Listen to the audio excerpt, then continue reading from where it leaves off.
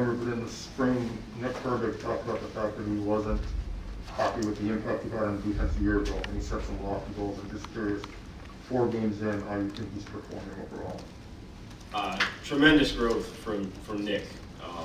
Kind of felt it going in the spring. You know, that position is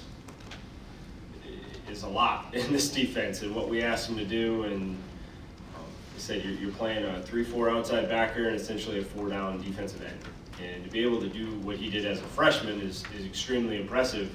With that being said, he realized the opportunities he left out there and the growth that he could continue to do, just from an understanding standpoint of what we do, and just knowing the different positions, right? It's one thing learning an entire playbook as a freshman, and it's another thing learning what actually happens on game days. And you know, proud of him. He's been huge for us week in and week out. On top of the energy he brings, the playmaking, you know, he's right on the edge of getting a couple strip sacks this last game, and just being a great teammate right now and a great leader for this team. Jim, what are the biggest challenges to facing this style of offense that Army plays? And for as good as your defense has been so far, are there specific things you think they have to do differently in order to have success this week? Yeah, I think it always starts out with the physicality and the commitment to a style of play. And obviously, you play an academy, especially Army, like that's what they are. They know who they are, they know what they do. They're going to roll it out there every week and be as physical as possible and make you earn it. And they're very patient in what they do. So you got to find ways to create negative plays. You got to tackle well. You have to get off the field on 3rd down or 4th down. Like you understand you're going to play a lot of 4th downs if you don't get them behind the chains. So he said to me, it's you see a true commitment to a style of play, and they're executing at a high level right now. They have, you know, multiple playmakers that they can put the ball in their hands, and just forces you to be assignment sound. But you know, you got to do all the little stuff, you know, consistently over and over, right? Play in and play out against this team, and you got a chance to slow them down. Steve? You've played a number of run-oriented teams already, so I guess it's not as big of a stylistic switch for you. But I've heard other schools kind of worry about when they're playing an academy, playing Army or Navy, without an off week in advance. It's just kind of tough to prepare for it. Just how difficult is it to kind of go from what you've been doing to these guys, then going back to conference play after that? Yeah, we had the approach. We really started this prep in the spring, and you touched on it again as coaches and players in the summer, in fall camp.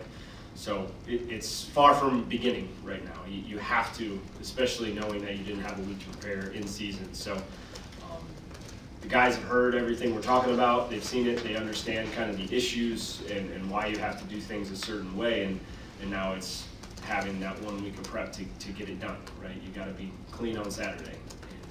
But yeah, we spent a lot of time as coaches kind of going back into the spring and summer, really knowing that this week it's go time, and I'm excited. I think our guys, it'll be a plan that they can execute and play well and play fast, play with confidence, and that's what you need to do first and foremost. And so we've played a lot of teams that have been committed to the run, and you know, I like our guys. You know, I like the matchups.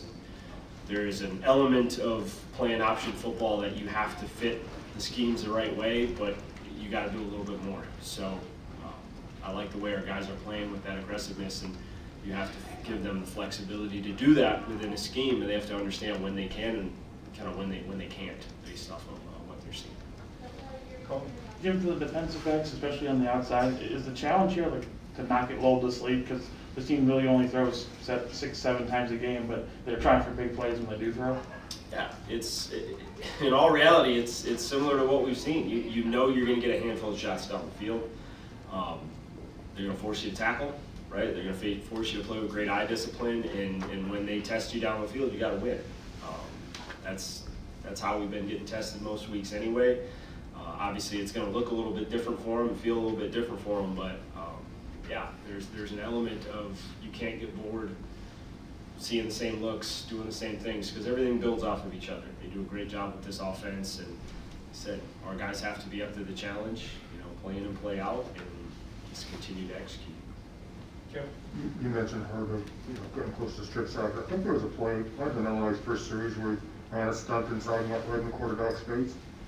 There's a play like that where he hits the quarterback early, have a chance to leave the quarterback unsettled, to send that quarterback a message that we're going to come after you all day, because their quarterbacks never appear to get comfortable. Yeah, there's no question when you can apply early pressure, that affects people.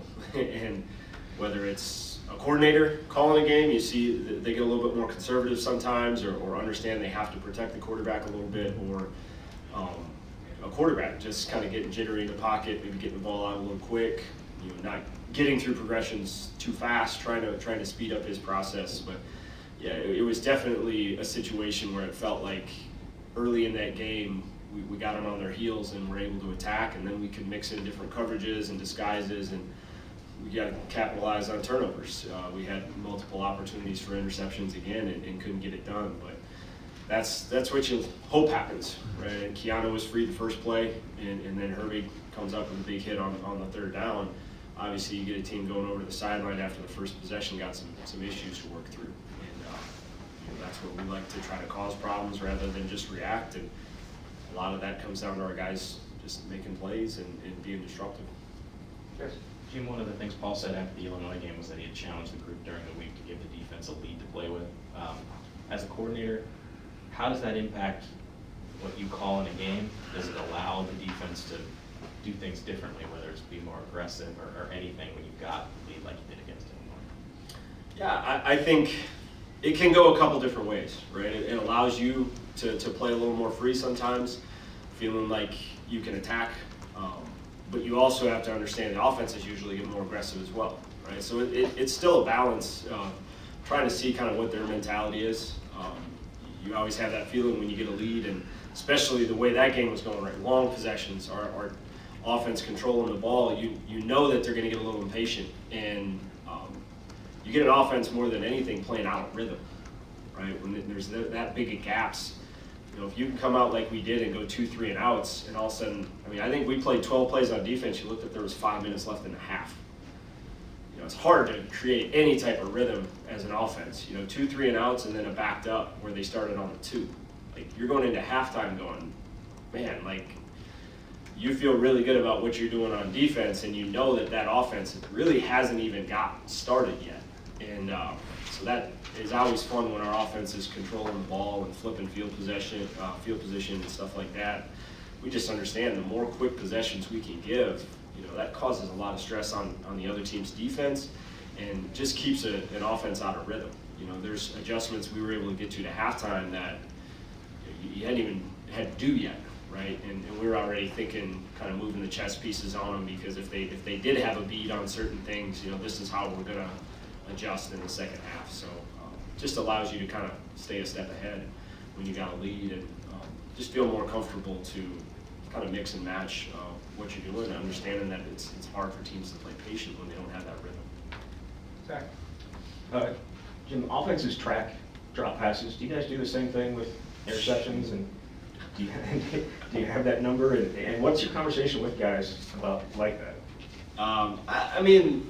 It's not something that's necessarily that I track, but at some point it's getting a little ridiculous, man. We got to catch the ball, and it's taking advantage of the opportunities. And hit the group yesterday and after the game, like, it didn't matter today, right? It didn't matter on that day, but we've been in games already this year where it did. Causing 1 or 2 of those turnovers make all the difference in the world. And you have to take advantage. It's a consistency thing. You know the opportunities are going to vary. They're going to come at different times in the game. Said you get a team that has to be more aggressive down the field. Well, those opportunities are, they're there a little bit more often. So to me, it comes from a frustration, because it's not like it's every day. They're going out there capitalizing on their opportunities and creating turnovers all week long. We got to get it done on Saturday, and we got to finish those plays, because, like I said, there's already been weeks this season where that key turnover changes everything. Jim, I know he's on the other side of the ball, but how have you seen a guy like Ches Maluzzi come in and kind of Paul mentioned being himself, but become a leader of the team, even though he's only been here since June? To me, I think it's the confidence that I see him kind of playing with, and you really see his personality come out a little bit more on the sideline and stuff like that. Whereas early, you could tell he was just trying to feel everybody out, and I know I got to take care of my job. I got to understand what's going on around me. I think to me the biggest flip that I've seen the last few weeks is just that confidence. Like you see him walking, and you're like, all right, I like that kid. You know, I like where the look in his eye and just how he's attacking everything. And you know, all credit to him. You know, to come into a new situation, and he said there's a point where you just kind of know your role and prove who you are. And he said I think now we're reaping the benefits of him growing confidence and trust in the guys around him, and just playing more free and playing more aggressive. In that regard, when you see Braylon run the ball the way he did Saturday, how much do you kind of think what if, and what kind of debate was there in the offseason in terms of where he was going to play starting off? What kind of what if? No. No, obviously Braylon he's a different athlete, and you know, both sides felt like he had the opportunity to help in a big way, and obviously the offense won that battle. It's nice having an offensive head coach, isn't it? Obviously we're proud of Braylon. We knew he was going to be a big impactful player in this program, whichever side of the football he stepped on. I still talk to him to this day. You know, every time our offense is sitting on the bench, we're on the field, so we'll find a way somehow to steal him back at some point.